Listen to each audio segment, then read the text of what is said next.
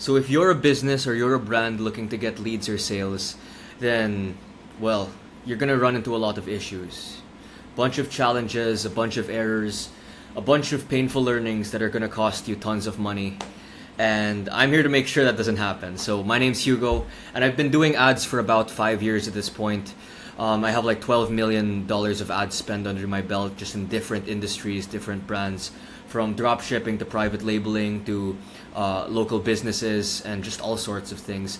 And here I'm gonna look through 6 ad accounts that I have, just like 6 ad accounts, and I'm not gonna give you some of the more basic advice, which is understand your ICP, understand your customer avatar. Although those things are really underrated, they're really understated. While I won't mention those things, I will mention some things that are lesser known, maybe things that you might have overlooked. But all in all, these are all important things that you should always take into account when running your own ads or when running other people's ads. So let's start. By the way, I'm gonna skip to this part here just to show some legit stuff, just to show you one example that I know what I'm talking about. So over here, this campaign here spent like 5K and it got back 11.43 in ROAS. Overall, this is like 9.82 in ROAS. And there are other accounts I've managed where it's gotten just a bunch of leads when before they didn't get anything. I'll actually open up another ad account. So yeah, it's a bonus one here. But okay, we're starting off with Bruno Singapore, and one thing, I'm pretty new to this account still, but one thing that they did really well is they made sure to split test their landing pages and to split test the destinations. Because you might just go with a single product page and you might think, okay, I'll run with that, I'll just stick with creatives, I'll stick with angles and hooks.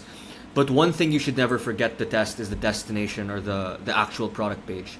So over here, what we noticed is that we ran 2 ad sets, and one was a hot plate collection page and one was a single product page. So this one was going directly to the red variant, and in the other one it's the whole collection, so it's a collection on Shopify. And what we found was that if you look at the lifetime, it looks like it might be averaging, but so far, just looking at this, 9 purchases, sure. But on average, the AOV on this, as you can see, is higher. So it's like 3.75 compared to 4.97 in ROAS. And this is the collection. And one theory on why this is the case is, people are looking at a wider selection and they may think, okay, I want this one, but I saw this thing that looks really cool, so maybe I'll get it. I'll add it to the checkout page. So yeah, like this could be a possible explanation on why on average the AOV is higher, even though the number of purchases is the same, is exactly that. They see other things that they like and they add it to checkout. So that's the first thing. The second thing that I'll tell you about is this thing when this is basically Abacada. They're a clothing brand. And the main thing that I learned from them is, this is actually slightly outside the realm of ads, but it's an important thing for you to keep into consideration, is that brand equity is so freaking important. Brand equity, how much people love your brand, how much people engage with you, how much they love your stuff. And so these guys, like, they would engage their audience a lot with giveaways to get them hyped, to get them excited. And they would talk about all the new things coming up. They would get polls or surveys to ask people, hey, what do you want, this one or that one? And so it's really having a communication with the audience and showing that you actually care about them. So that is why they have such, huge brand equity, is that they constantly talk to their customers. They love their customers. They meet with them regularly, almost every month. And as you can see here, it pays off because other clothing brands, for example, they would have the exact same AOV, but their cost per add to cart would be 15, 20. They would get like a 2x, a 3x ROAS, so they're just above break even. But these guys, here's an example of one, there's a drop over here. So here's a collection of drops actually, but if you look at this, we spent about 5K in the span of 1-2 months on this. So we're not spending a lot over here, but every single time they do a drop, it's always $6 per purchase, $7 per purchase. Other cases may be high, like 22, but still, our lowest performing ad set here is a 3x ROAS, which is insane. So this just goes to show like how much you can actually get how much you can actually get in terms of returns, in terms of ROAS, if you really care about your customer. And if you don't care about your customers and you're just throwing offers left and right, you don't really talk to them, then you're gonna get that feedback from the market, which is no one cares about your brand. The next thing I'm gonna talk about is the Nala. So this is a checkout advertising company, and so they advertise. They basically get real estate agents, they get businesses to see if they want to advertise through the checkout page. Let me just adjust the lighting on this. Sorry. There we go. Okay. So essentially, they have companies like HVAC, like auto detailing, etc. Go in and then they talk to those businesses, and then they would say, yeah, do you want to check out advertising? We'll run this for 6 months, and then you're gonna get 20,000 impressions a week. So here's the biggest lesson I learned from them.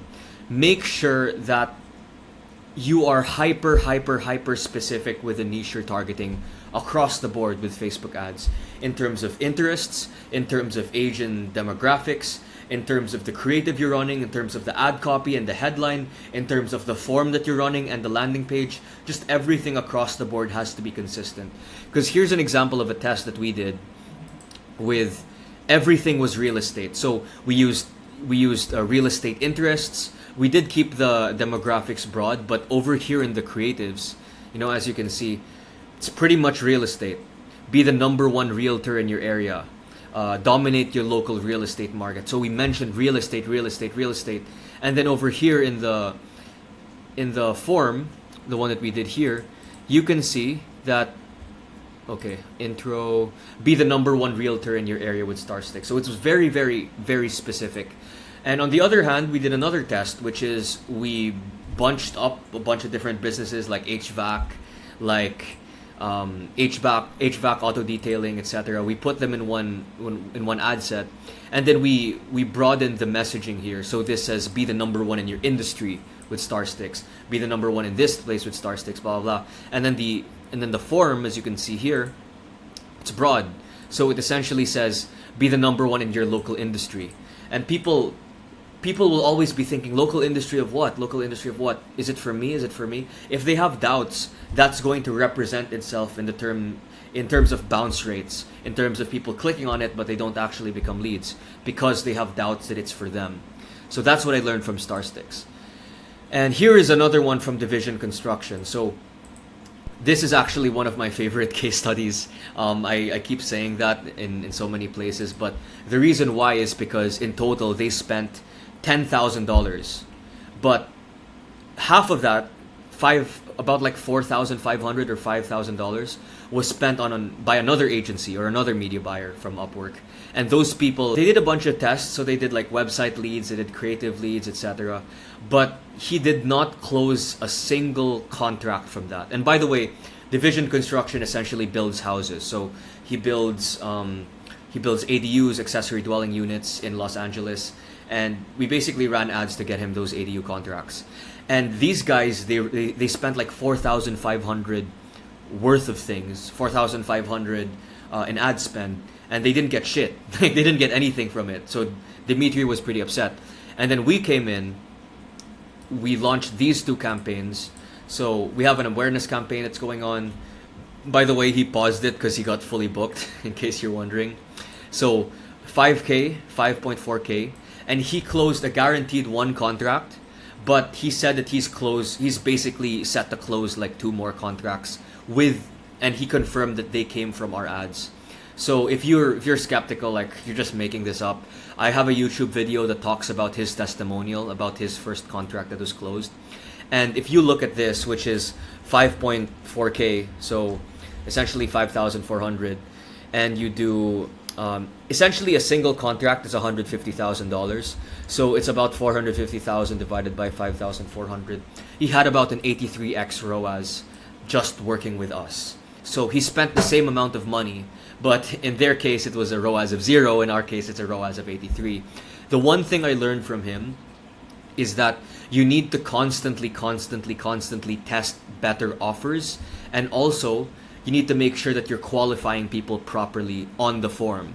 So he had a case before where I'm not sure if I can open up the old forms, but I think I can. So let me just see if I can open this up. He had one of these earlier forms here, and he wanted to sell ADUs, but if you look at how they set it up, he did more volume. The intro, pretty much no greeting at all, and it just said free consult. So it didn't mention anything about ADUs. It didn't mention anything about who it's for, and they just collected full emails. I mean, full names, phone numbers, and emails, and that's it. Not even zip codes, nothing. So they didn't qualify at all. They didn't address or call out the ideal customer avatar at all. And so what happened was he had a spreadsheet that he showed us, and it's like all of these people, like this guy didn't pick up the phone, this guy didn't pick up the phone, this guy didn't respond, this guy doesn't speak English, this guy doesn't know what he's looking for, this guy is out of area, this guy. And so all of them were unqualified leads because we didn't qualify them properly through the copy over here on the form. And so he had no form of qualification. And if you think about how crazy that is, he spent 4.5K, and then he spent 5K, and in the latter, when he spent 5K, he made $450,000, and in the former, he made nothing. And so this can be the difference. Like this tiny change that took me like 10 minutes, 15, 20 minutes to edit, it was the difference between $0 and $450,000. So $500,000 depended on this 20-minute change. So that's why it's super important for you to do something like this. And let's see over here, it's actually a similar thing. So this guy is an indoor golf facility, and we're testing ads. We basically tested ads to see if we can get them more customers, to get them more traffic, more foot traffic.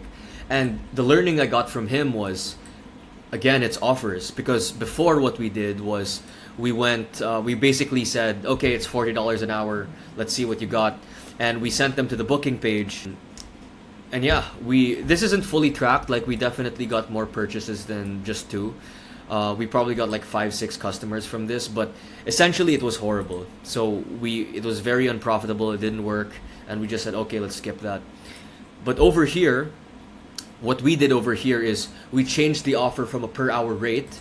And since we're approaching the peak season of indoor golf, what we did is we said, okay, unlimited golf. And so pay us $699, pay us this amount, and you could golf forever you can golf for an unlimited time, 24/7, until November 15. And so people were lining up to sign up for this offer. They went there, they paid the $699, and of course most people don't abuse it. They would go in like 2 or 3 times a week. Most people like once a week, twice a week, honestly. And the offer is what brought in this huge amount of upfront money, which allowed us to scale even further, or to get even more. So that is the biggest learning I got from these guys. So we're almost done here. Exclusivia, what I learned from them is we thought that we were doing like 17, 18K last month. So this is the month of June. The month of June is over here. Yeah. So essentially what was shown over here was like 9K. It said 1.44x in ROAS. On Shopify it said it was higher, like 15, 16, 17K.